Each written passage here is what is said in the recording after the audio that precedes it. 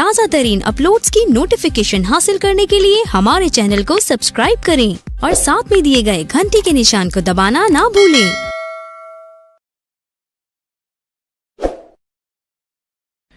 श्री मोहिनी एकादशी महात्म्य। बैसाख मास के शुक्ल पक्ष की एकादशी। धर्मराज युधिष्ठिर बोले कि हे कृष्ण जी, बैसाख मास की शुक्ल पक्ष की एकादशी का क्या नाम है तथा उसकी क्या विधि है, यह सब विस्तार पूर्वक कहिए। श्री कृष्ण भगवान बोले, हे धर्मनंदन, मैं आपसे एक पुरातन कथा कहता हूँ जिसको महर्षि वशिष्ठ जी ने श्री रामचंद्र जी से कहा था। श्री रामचंद्र जी बोले, हे गुरुदेव, आप मुझे कोई ऐसा व्रत कहिए जिससे समस्त पाप और दुख नष्ट हो जाएं। मैंने जनक नंदिनी श्री सीता जी के वियोग में बहुत दुख भोगे हैं, अतः अब आप कोई व्रत बतलाइए। महर्षि वशिष्ठ जी बोले, हे राम, आपने बहुत सुंदर प्रश्न किया है। आपकी बुद्धि अत्यंत शुद्ध और पवित्र है। आपके नाम के स्मरण मात्र से ही मनुष्य पवित्र हो जाता है। इसीलिए आपका यह प्रश्न लोक रहित में अवश्य आएगा। बैसाख मास के शुक्ल पक्ष में जो एकादशी होती है उसका नाम मोहिनी है। इस एकादशी का व्रत करने से मनुष्य के समस्त पाप तथा दुख कट जाते हैं।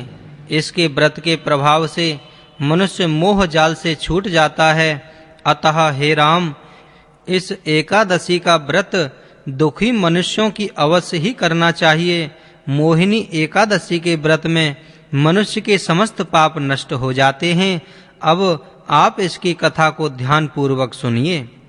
श्री सरस्वती नदी के किनारे एक भद्रावती नाम की नगरी बसी हुई है।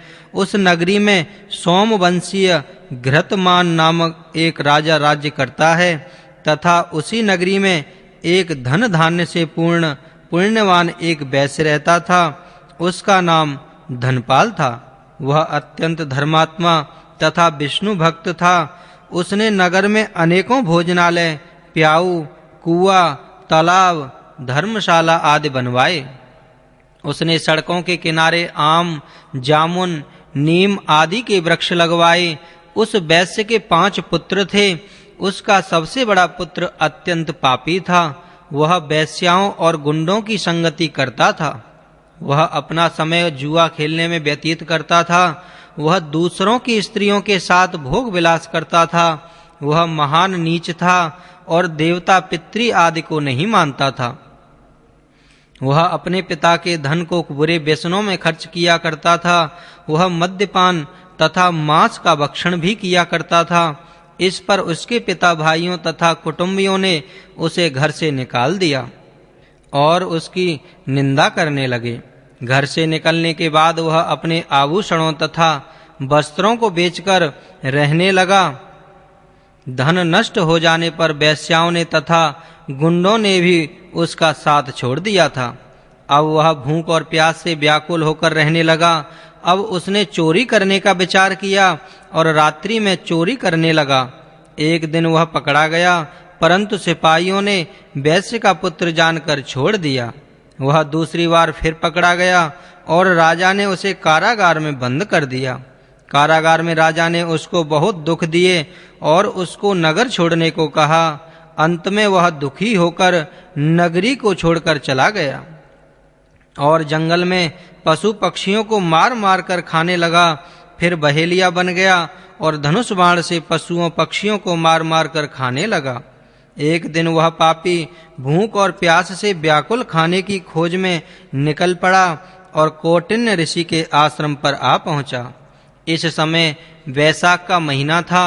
कौटिन्य ऋषि गंगा स्नान करके आए थे। उनके भीगे वस्त्रों के छींटे मात्र से इस पापी को कुछ सुबुद्धि प्राप्त हुई। वह पापी मुनि के पास जाकर हाथ जोड़कर कहने लगा, हे मुनि, मैंने अपने जीवन में पाप किए हैं। आप उन पापों से छूटने का कोई साधारण और बिना धन का उपाय बतलाइए। तब ऋषि बोले कि तू ध्यान देकर सुन। तू बैसाख मास के शुक्ल पक्ष की एकादशी का व्रत कर। इस एकादशी का नाम मोहिनी है। इसके करने से तेरे समस्त पाप नष्ट हो जाएंगे। मुनि के वचनों को सुनकर बहुत प्रसन्न होकर और मुनि की बतलाई हुई विधि के अनुसार उसने मोहिनी एकादशी का व्रत किया। हे राम जी, उस व्रत के प्रभाव से उसके समस्त पाप नष्ट हो गए और अंत में वह गरुड़ पर चढ़कर विष्णु लोक को गया। इस व्रत से मोह आदि भी नष्ट हो जाते हैं। संसार में इस व्रत से अन्य कोई व्रत श्रेष्ठ नहीं है। इसके महात्म के श्रवण व पठन से जो पुण्य होता है वह पुण्य 1 सहस्र गोदान के पुण्य के बराबर है।